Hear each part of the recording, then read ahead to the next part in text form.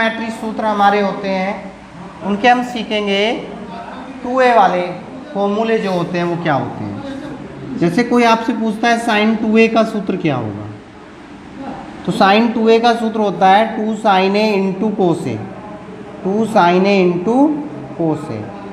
कोई पूछता है साइन 2a का सूत्र tan के पदों में क्या होगा, तो वो होगा 2 tan a upon 1 plus tan square A, 2 tan a upon 1 plus tan square A, यानी जो भी आपका एंगल होगा उसका आधा हो जाएगा।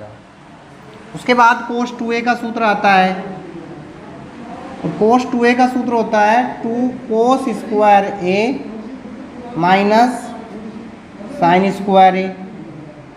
केवल cos के पदों में होगा 2 cos स्क्वायर a माइनस 1, केवल साइन के पदों में होगा 1 माइनस 2 साइन स्क्वायर ए, और tan के पदों में होगा 1 माइनस tan स्क्वायर ए अपॉन 1 प्लस tan स्क्वायर ए। तो ये हमारे कुछ फॉर्मूला है जो cos 2a के हैं। अब कोई आपसे पूछता है भाई tan 2a का सूत्र क्या होगा, तो आप बताओगे 2 tan a upon 1 minus tan square A, ये हमारा tan 2a का सूत्र है। उसके बाद cos 2a का सूत्र क्या होता है, cot 2a, तो cot 2a इक्वल होता है cot square a minus 1 upon 2 cot a, ठीक है। साइन 3a का सूत्र होता है 3 sin a minus 4 sin cube a। cos 3a का क्या सूत्र होता है, cos 3 का होता है 4 cos cube a minus 3 cos a। कोई tan 3a का सूत्र पूछता है आपसे tan 3a, तो आप बताओगे 3 tan a minus tan cube a upon 1 minus 3 tan square a, ये हमारा tan 3a का सूत्र है। 2 sin a cos b का कोई सूत्र पूछने लगे, 2 sin a cos b, तो 2 sin a cos b का जो सूत्र होता है वो होता है sin a plus b plus sin a minus b। 2 cos a sin b का कोई सूत्र पूछने लगे, तो आप बताओगे sin a minus a plus b minus sin a minus b। 2 cos a cos b का सूत्र क्या होगा, तो 2 cos a cos b होगा cos a plus b plus cos a minus b।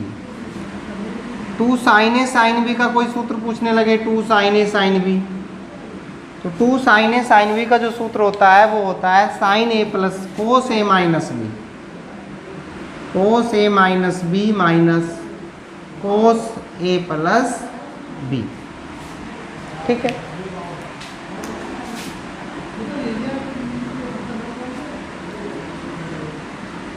Sign c plus sine d,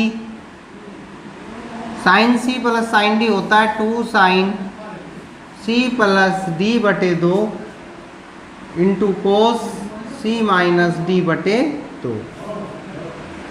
sine c minus sine d की value कोई पूछते हैं आपसे, तो बताओगे 2 कोस c प्लस d बटे 2 into sine c minus d बटे 2। कोस c प्लस कोस d का मान कोई पूछने लगे, तो ये होता है 2 कोस c प्लस d बटे 2 कोस c माइनस d बटे 2। कोस c माइनस कोस d का कोई सूत्र पूछने लगे, तो भाई कोस c माइनस कोस d का मतलब होता है 2 साइन c प्लस d बटे 2 into sine d minus c बटे 2। तो ये हमारे कुछ सूत्र हैं भाई बच्चों।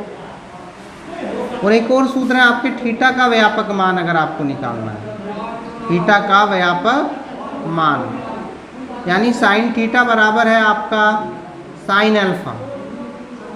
तो कोई आपसे पूछता है थीटा का व्यापक मान क्या होगा, तो थीटा का व्यापक मान होगा थीटा बराबर एन पाई प्लस माइनस 1 की पावर एन इंटू अल्फा।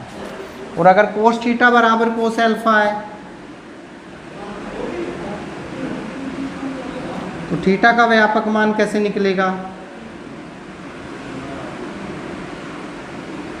ये होगा 2n pi plus minus alpha. तो इस तरीके से हमने पूरे ट्रिग्नोमेट्री के जो सूत्र हैं उनका हमने अध्ययन किया है।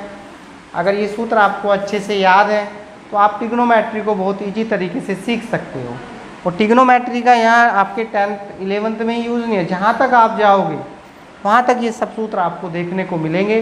तो सभी बच्चों को ये मान के चलो, आप अगर 12th के बाद आप कोई मैथ में काम करते हैं तो उसके लिए आपकी बेस है, यानी आपको आना चाहिए कि कैलकुलेट हम 90 से डिग्री के कोनों का मान कैसे कैलकुलेट करेंगे, और ये सूत्र आपको अच्छे तरीके से कंठस्थ होने चाहिए।